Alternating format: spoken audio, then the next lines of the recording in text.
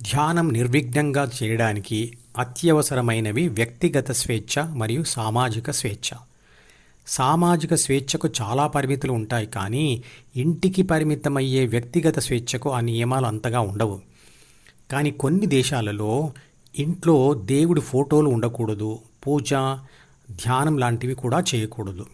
వ్యక్తిగత మత స్వేచ్ఛనే లేనప్పుడు సమాజంలో గుళ్ళు, ప్రార్థనా మందిరాలు ఎలా ఉండనిస్తారు? చరిత్ర చెబుతుంది, ఇలా మతపరమైన దాడులు మన దేశంలో సుమారు 1300 సంవత్సరాల నుండి జరుగుతూ ఉన్నాయి అని. ఇప్పటికీ కూడా కనబడకుండా అవి అనేక పేర్లతో జరుగుతూనే ఉన్నాయి. ధ్వంసం చేయబడిన దేవాలయాలు, వాటి పునాదులపై పునర్నిర్మించిన ఇతర మత కట్టడాలు అందుకు సాక్ష్యం. ప్రపంచంలో చాలా చోట్ల ఇదే పరిస్థితి ఉంది. మతోన్మాద ఉగ్రవాద సంస్థతో ఇజ్రాయిల్ యుద్ధం కూడా అదే కారణంతో జరుగుతుంది. ఇజ్రాయిల్ చరిత్ర ఒకసారి చదవండి. వారి ఉనికినే లేకుండా చేయాలని మత ఉగ్రవాదులు ప్రయత్నిస్తున్నారు. ఇజ్రాయిల్ వాళ్ళు ఏం చేస్తున్నా అది వారి జాతి ఉనికి కోసం చేసే పోరాటం మాత్రమే. కాశ్మీర్ పండిట్ల ఊచకోత, కేరళ మరియు హైదరాబాదులో లవ్ జిహాద్ పేరిట జరుగుతున్న హిందూ యువతుల అదృశ్యం, ఇంకా ఇలాంటి ఎన్నో దారుణాలు జరుగుతున్న ఈ పరిస్థితుల్లో సామాజిక స్వేచ్ఛ ఉందని భావించలేము. అయినా కూడా సామాజిక స్పృహతో కూడిన హైందవ ధార్మిక చైతన్యం స్వాతంత్ర్యం కోసం బ్రిటిష్ వారితో పోట్లాడినంత తీవ్రంగా రావాల్సినంతగా రావటం లేదు. సామాజిక స్వేచ్ఛ క్షీణిస్తూ ఉన్నప్పుడు వ్యక్తిగత స్వేచ్ఛ కూడా తొందరలోనే క్షీణదశకు చేరుకుంటుంది. ఇప్పటికే హిందువుల సంఖ్య తక్కువ ఉన్న రాష్ట్రాలలో ఒక వర్గం వారి అనుమతితోనే కొన్ని చోట్ల పండుగలను జరుపుకునే దుస్థితి ఏర్పడింది. అందుకు కారణం మన సనాతన ధర్మం గురించి, దాని గొప్పతనం గురించి తెలియకపోవడం, తెలుసుకోవాలని కోరిక లేకపోవడం, దీక్ష మరియు దీక్ష సంకేతాలు మరియు ధ్యాన సాధన లేకపోవడం. కాబట్టి ఇప్పటికైనా అందరూ సంఘటితమై దానిని కాపాడుకోవాలని కోరిక రావాలి. ఈ అభిప్రాయం పెద్దలలో లేదు కాబట్టి యువతరం కూడా ఆ మెసేజ్ చేరడం లేదు. ప్రాపంచిక చదువులు చదువుకోవడం, డబ్బు, సంపాదన, పేరు ప్రఖ్యాతులు మాత్రమే మనం సాధించదగ్గ అతి గొప్ప విషయాలు అనే భావన మనం పిల్లలకి ఇచ్చాం. ఎందుకంటే మనకు కూడా అంతకంటే గొప్పదైన ధ్యాన లక్ష్యం ఒకటి ఎదురుగా ఉందని తెలియదు కాబట్టి.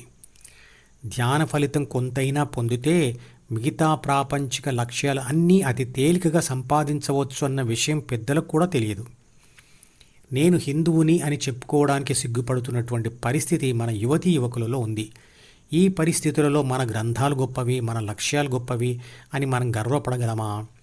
వాటిలో గొప్పతనం ఉంది అని నమ్మిన మనం ఆ గొప్పతనం తెచ్చుకొని మన ప్రవర్తనలో కూడా దానిని చూపించాలి కదా. శంకరాచార్య, చాణక్యుడు, వివేకానందుడు లాంటి వాళ్ళు మన గ్రంథాలు గొప్పవి అని నోటితో చెప్పకుండానే వారి ప్రవర్తన ద్వారా మన గతం యొక్క గొప్పతనం ప్రపంచానికి చాటి చెప్పారు. సంవత్సరానికి ఒకసారి వారి పుట్టినరోజున లేదా వర్ధంతి రోజున పూలదండలు వేసి దీపం మరియు అగరవత్తి వెలిగించి అంతటితో మన బాధ్యతను ముగించేసుకుంటున్నాం. మనకు దైవభక్తి ఉంది అని మనం అనుకుంటున్నాము, కానీ దేవుడంటే సరి అయిన నిర్వచనమే మనకు తెలియదు. పూజ ఎందుకు చేస్తున్నామో, ఎలా చేయాలో కూడా ఎప్పుడూ ఆలోచించలేదు. మరియు చేసే పూజలలో తీవ్ర ధ్యాస ఉండటం లేదు.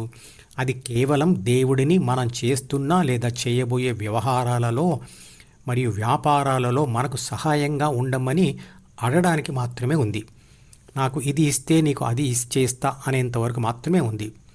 సర్వాంతర్యామి అంటున్న దేవుడికి లేదా విశ్వశక్తికి జంతు బలులు మరియు ఆభరణాలు, అలంకారాలు అవసరమా? లేక దేవుడి పేరుతో మనం మన కోరికలు తీర్చుకుంటున్నామా?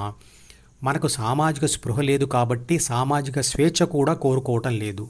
మనకు మేలు చేసే ప్రభుత్వాలను ఎన్నుకోవడంలో మనం బాధ్యతాయుతంగా ఉండడం లేదు. కులాల వారీగా హిందువులంతా విడిపోయి ఉన్నారు. యోగ సాధనలో దశల వారీగా ఫలితాలు వస్తూ ఉంటాయి. వాటిలో నిర్లిప్త స్థితి లేదా సమాధి స్థితి చిట్ట చివరిది. అంతకుముందు ఉండే స్థితి బోధిసత్వ స్థితి, అంటే బోధించే సత్తా ఉన్న స్థితి. అదే బ్రాహ్మణ స్థితి. శూద్ర, వైశ్య, క్షత్రియ దశలు దాటిన తర్వాత వచ్చేది బ్రాహ్మణ స్థితి. బ్రాహ్మణ స్థితిలోని చాణక్యుడు మగధ సామ్రాజ్యాన్ని తానే స్వయంగా గెలిచిన ఆ రాజ్యానికి చంద్రగుప్తుడిని రాజును చేస్తాడు. అది యోగ సాధకుడి యొక్క నిస్వార్థ లక్షణం. ఈ ఛానల్కి సబ్స్క్రైబ్ చేస్తే మీకు మాత్రమే క్రమం తప్పకుండా అన్ని వీడియోలు చూసే అవకాశం ఉంటుంది. ఇతరులకు షేర్ చేస్తే మీ వల్ల వారికి కూడా ఈ వీడియోలు చూసే అవకాశం వస్తుంది.